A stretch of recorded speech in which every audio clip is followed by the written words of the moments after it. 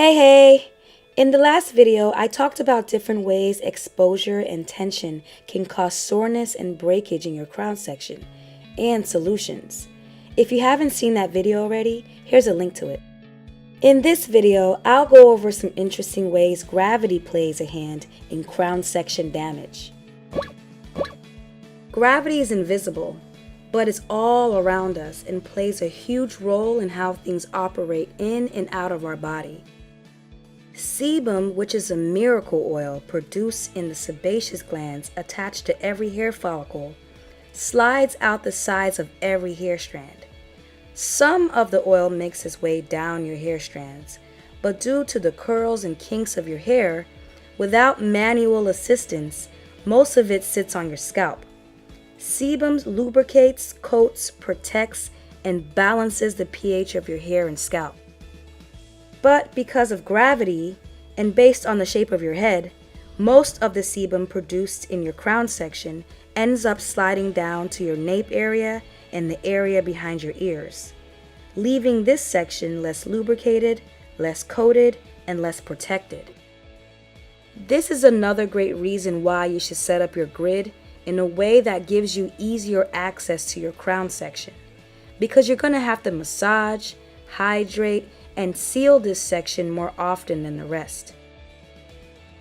Another possible culprit for a sore, thinning crown could be poor blood circulation. Do your extremities, like the tips of your fingers and your toes, get cold fast or get numb from time to time? If you answered yes, you may have poor blood circulation. The top middle section of your scalp is the highest point of your body. So due to plain old gravity, it takes a little more effort for a sufficient amount of blood to reach and circulate throughout that area. Remember, it's not just about fast blood flow. It's really about a consistent exchange of old blood with new blood, so your hair follicles, which are alive, have around-the-clock access to nutrients and oxygen.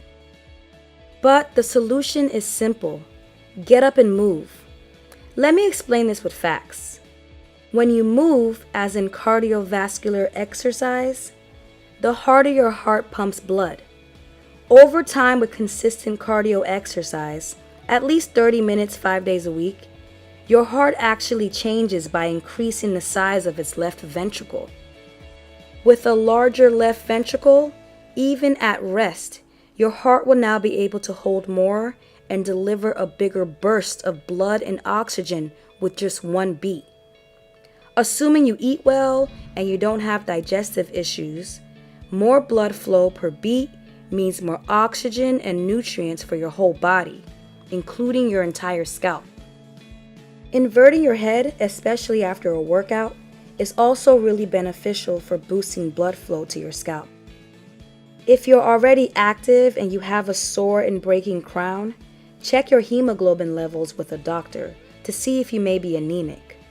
Below is a video with more details on anemia. For those of you watching with more advanced hair loss issues, I've also left a link below to a really good onion juice recipe. With consistent long-term use, hopefully it can help wake up your sleeping hair follicles. But if you've already developed scarring on your scalp, in other words, your hair follicles have been replaced with fibrosis, you should seek help from a dermatologist to run tests and let you know what your options are. I want to stress a dermatologist and not one of these hair restoration clinics ran by unlicensed people. But if you're in the early stages, it's best to deal with it and nip it in the bud before it progresses. Here's a quick recap. Keep in mind that there's other potential culprits out there, like relaxers, color treatments, flat irons, and overall poor health. Hey guys! I know a lot of you have been patiently waiting on the heat regimen video. It's coming. In the summer months, to avoid shrinkage from all the humidity, I like to wear my hair in protective styles like braids and twists. I'm trying out faux locks this time around and I love them. I left information on how I got them done in the description section below. I used a company called Curl Refinery, and they make the whole process really easy because they sell these kits that has all the hair and material you need based on what type of faux locks you're looking for. And they have a list of stylists you can pick from based on what location you're in. So my heat regimen usually starts around the end of October, early November. So I'll be uploading a detailed video on how I use heat in my hair around the fall season. So until then, please don't be mad at me. I hope this video was helpful. As always, thanks for watching. See you in the next video.